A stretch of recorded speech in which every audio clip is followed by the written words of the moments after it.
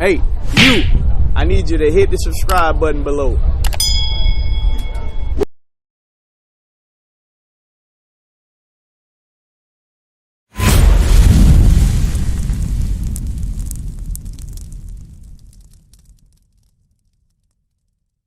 What I'm doing right now is I'm showing you love. How do you love God? We're going to show you what love is. Love ain't no kisses and hugs, a dozen roses and all of that, teddy bears. That ain't love. That's not love. Right? We're going to show you what real love is.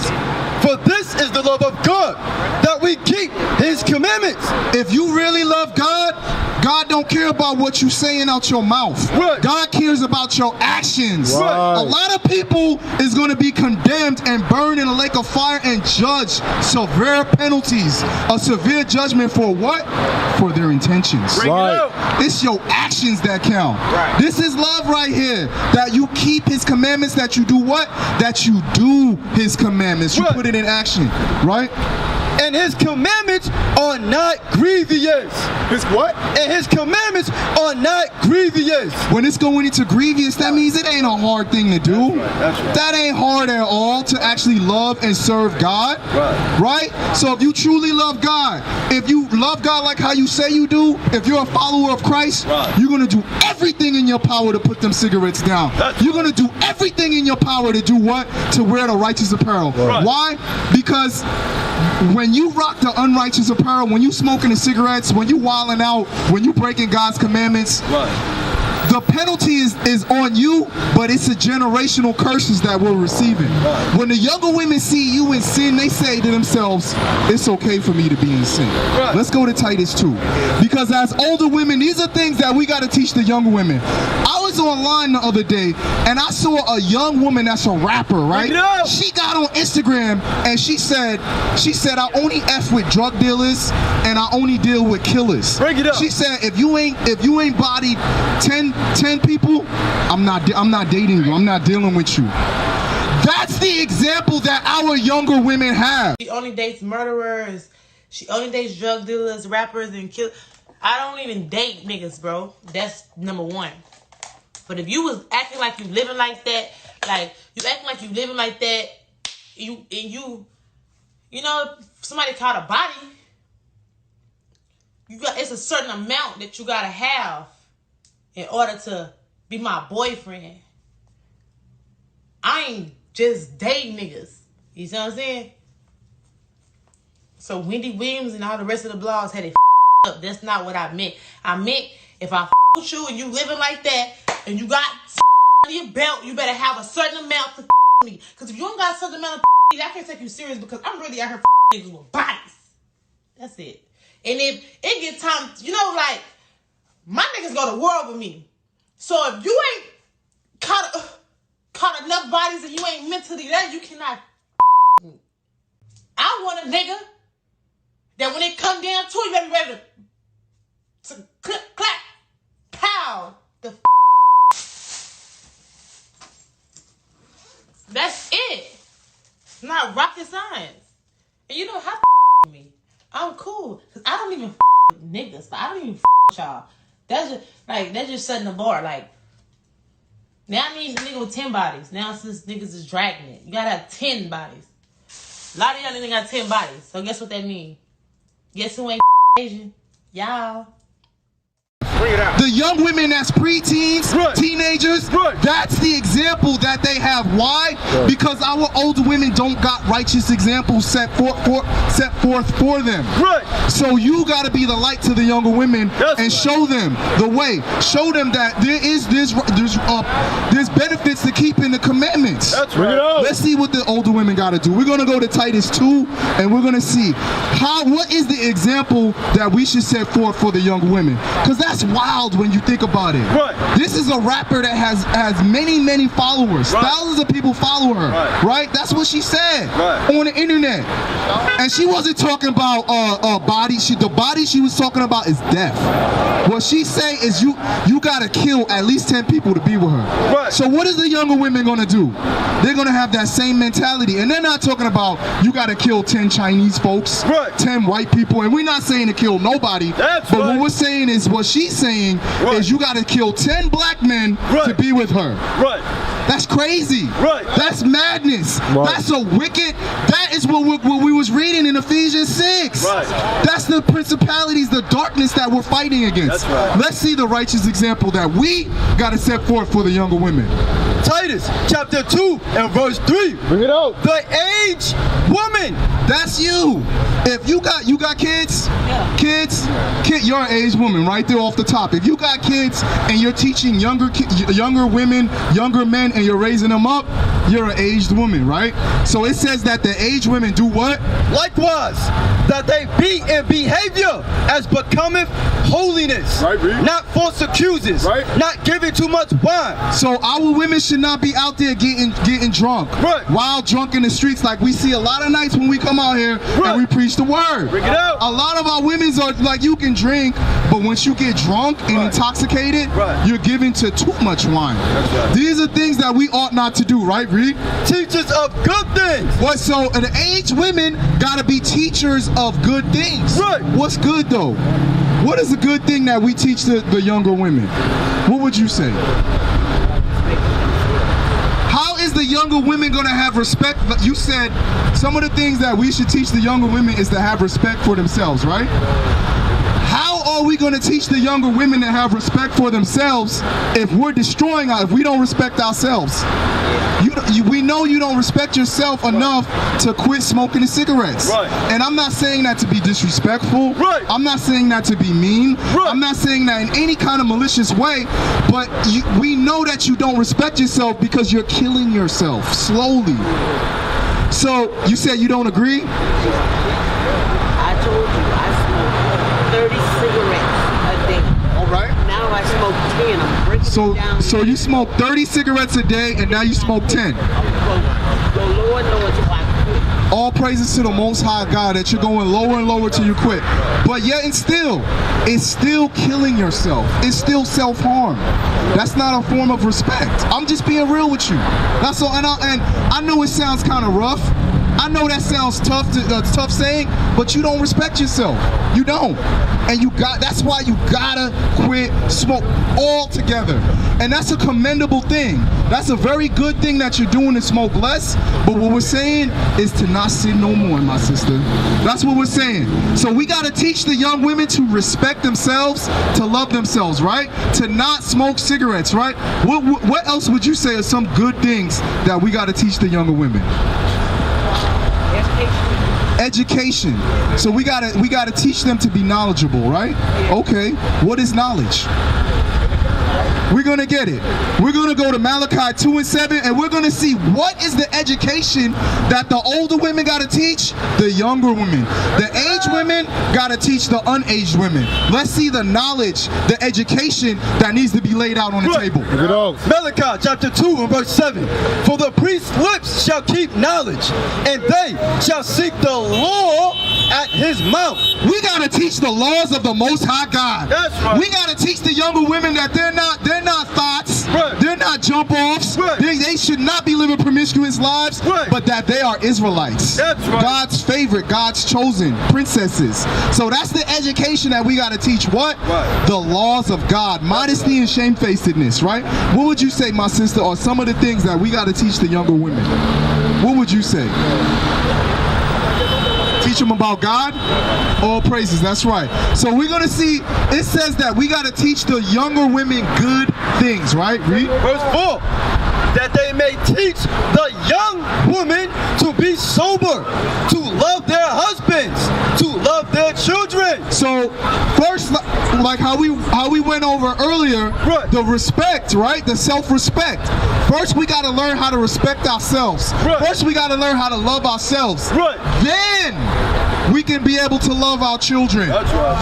Then we will be able to love our husbands. That's Because a lot of times what you see in the black homes Right. with those single parents, usually what we see Right. in our homes growing up Bring it is up. no dad. Right. And a lot of times we gotta take ownership of the wrong that happened and say we chased the man away. That's right. The black women a lot of times chase the men out the house. Yes, there are a lot of men that don't want to live up and don't want to raise their children and don't want to own up to that responsibility. Right. But on the same token, a lot of times what do we try to do? We try to control men. Bring it A out. lot of times we try to control the men, and all we do is in his ear all day, and what? He leaves. Right. So a lot of times we gotta learn how to love ourselves, and then we can love the children. Then we can actually know through the scriptures how to be a helpmate to a man. It's not 50-50. You won't see that nowhere in the Bible. Right. God set up an order. What do you think the order is? What would you say the order is in a black home, in an Israelite home? How does the order go? Would you say that it's 50-50, or would you say it's 30-20? What would you say? How does it go down? The 2 is 2 is 1. What does that mean? So who runs the house then? husband. So what do they do? Is it 50-50? Women are running houses. Women don't, or they do? They do. They do? 4 children by myself. And is that good, or is that a bad thing? Well, for the kids, it's bad. For the kids, it's bad. Okay, we can agree. But we're talking about a marriage, right? Should a marriage be 50-50? You say yes. What would you say? It's easy, yes or no? Yeah. Yeah? And what would you say, my sister? Should a marriage be 50-50? 50-50? Let's see according to the Bible. Bring it out. Because these are the things that we gotta wash our minds from. That's right. If we don't come and understand what God is actually saying to us, what are we gonna do? We're gonna teach the younger women. What would you say, my brother? About a marriage. It should be anybody that got their role and know how to do work their place in it, gotta do what you gotta do. So if I say a man should be the head of a household, does that equate to 50-50? Because somebody gotta rule the house. Should somebody be ruling the house, or should it be an equal like a democracy? In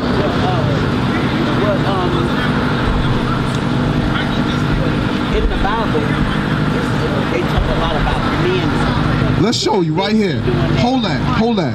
We're going to show you, because there's no 50-50 in the home. When the man is keeping God's laws, statutes, and commandments, God has called our men to be leaders. That's right. What we have been raised in America is to be subservient to women. And that's why things are in disarray. Go to Genesis 3 and verse 16. We're going to see what it does say. Genesis 3:16, from the very beginning. That's what Genesis is, beginnings. Genesis chapter 3 and verse 16. Unto the woman he said, I will greatly multiply thy sorrow and thy conception and sorrow. Thou shalt bring forth children, and thy desire shall be to thy husband, and he shall rule over thee. It says that your husband should rule over you. That's why women get their menstruals every single month. Bring it They out. bleed. That's why the children, it's a great painful thing and dangerous thing when the women get brought forth in the world. Bring it out, because Pop. a lot of our women do not want to have the men rule over them. Wake 'em a up. lot of our women say it should be 50-50 and a democracy. We should take a vote. Right. But let's see what the righteous order should be. And we're not saying that the man should be a lion in the household Bring it and out. be evil toward his wife. Right. What we're saying is that the role of a man is to be what? The leader, the head of a household. That's and right. what? In righteousness according to God's laws. That's right. Let's go to Corinthians. Let's see. 1 Corinthians chapter 11 and verse 3.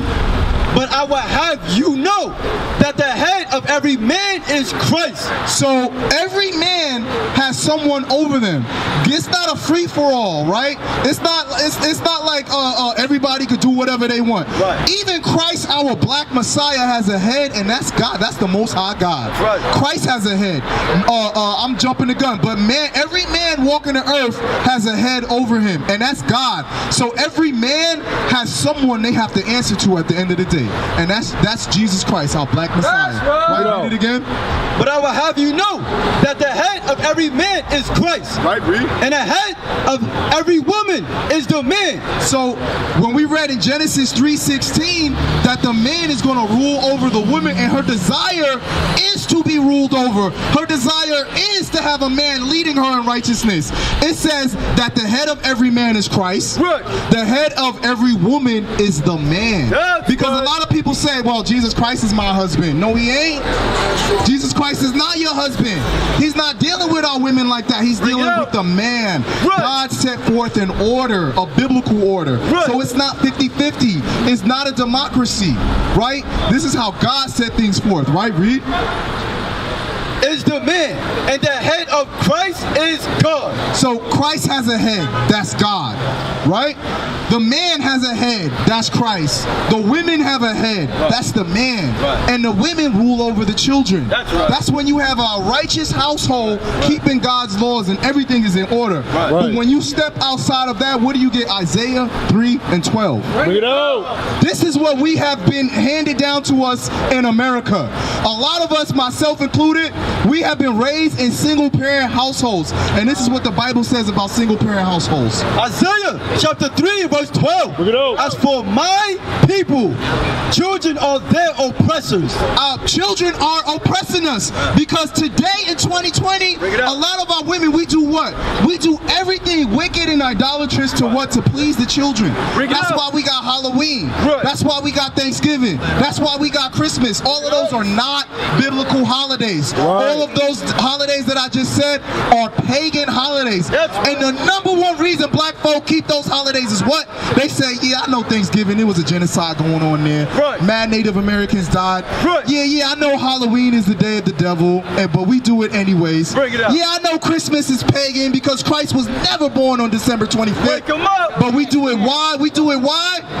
Because of the children. That's right. It said that children are our oppressors. Right. We have our children oppressing us, right? Read.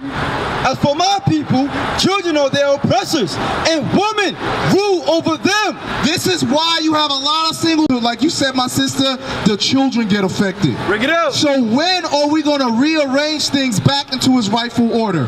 When are we going to step out of being in sin and idolatry and start keeping God's laws? When are you going to do it, my sister? When? When? Tomorrow? Next week? Next month? I promise you. How about today? You ain't got to make no promises to me. I'm just a man. Tomorrow is not promised. Exactly. Tomorrow is not promised. When are you, my brother? Psalms 94:16. When are you going to keep God's commandments? Huh? Every day? We just touched on some things that a lot of our people do, which is sin. There are many things that we are doing that's completely out of order. Today is the day that we're going to stand up. Today. The sister said tomorrow's not promised. Right. I could leave from here right now, God forbid, lose my life. You could leave from here, God forbid, calamity, God could touch any one of us. Right. Because it's God that sends the death, Bring it right? out. So today has to be the day we say, I'm going to stand up and serve God, right? Read. Psalms chapter 94 and verse 16. Bring it out. Who will rise up for me against the evildoers? Who's going to rise up and say, you know what? I'm going to stand against evil. I'm not going to celebrate Christmas. I'm not, because Christmas is pagan. Bring it out. We all say we do it for Jesus Christ. Right. But like I said earlier, we all know Jesus wasn't born in the winter. Right. So why do you celebrate Christmas, bro? Why do you celebrate Christmas, sister? Y'all don't, so y'all gonna get gifts on December 25th, a tree? All praises to the Most High God. When we ain't even talking, we ain't dealing with you. When are we gonna stop this craziness? When are we gonna put on our righteous garments? Bring it up. When are we gonna put the dresses on? Because that's a commandment from God. That's right. There's a judgment that comes with that, right? It says, who is what? Psalms chapter 94 verse 16. Bring it out. Who will rise up for me against the evildoers? Or who will stand up for me against the workers of iniquity? Because we could easily curse that white lady out right there, that Edomite, right? But that's not what we out here to do. Who's going to rise up and stand against the evildoers? How do we fight against these principalities? How do we fight against the evil wickedness that's in America? Bring it up. First, we got to have the mental state that we're going to say, you know what? That's me. I'm I'm an Israelite. Right. I'm going to stand up against the workers of iniquity. Right. I'm going to stand up against sin, right? Because look, let's go back to Ephesians. Hold on. Go back to Ephesians 6. Bring it out. Because we can easily cuss people out and tell them, whatever. But the way you fight against the evil Right. is by bringing your hand to keep the commandments. Right. How you fight against the evilness, the wickedness, is by wearing the dress. Right. By how you fight against the evilness, the wickedness, is by not eating the pork no more. By keeping God's commandments, right? Read. Ephesians chapter 6 and verse 12. For we wrestle not against flesh and blood, but against principalities, against powers, against the rulers of the darkness of this world, against spiritual wickedness in high places. Wherefore, take unto you the whole armor of God. Because how do we put on the armor of God? By keeping the commandments. How do we put on?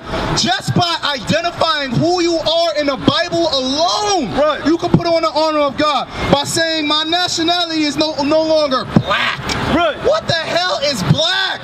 Your shirt is black. Right. That's all it is a color. Wake him up. There has to be more to our nationality than a description of our skin tone. That's right. Because you got some black people that's light-skinned. Right. Some people is light-skinned in it. Some people is extremely dark. Bring it up. Some of us that are Israelites we do have pale skin, right? But it's not, when we're going into your nationality, it's not just about your skin tone alone. Right. Your nationality is who you are, the seed of your father, That's right? right. The so-called blacks, so-called Hispanics. So those that are on this sign, right? Those that are scattered throughout the earth, that through colonized, scattered how? By way of slavery. These are the Israelites. These are God's chosen people. Right. That's how we know. That's how we fight. That's how we fight. Yeah, let's go to Deuteronomy. So this is how we're going to rise up. This is how we're going to fight against the darkness. This is how we're going to fight against the iniquity that's in the earth. Is by identifying who we are in the Bible as Israelites. We used to scream black power while Heron was pushed. But at the end of the day, nothing's in vain. IUIC has been given a vision. The tents of Judah has risen. Many has attempted the mission. Minor murmuring, omitting, and missing the mark. Just reading that he had the flame of fire in his eyes gave us the spark. We on Paul's mission. We out on the road, purple and gold. From Mexico, Cuba, Haiti, Ghana, Sierra Leone. 144,000 boots banging, concrete crackling. These are how men repented at heart. The scriptures is proof. IUIC, we deliver the truth.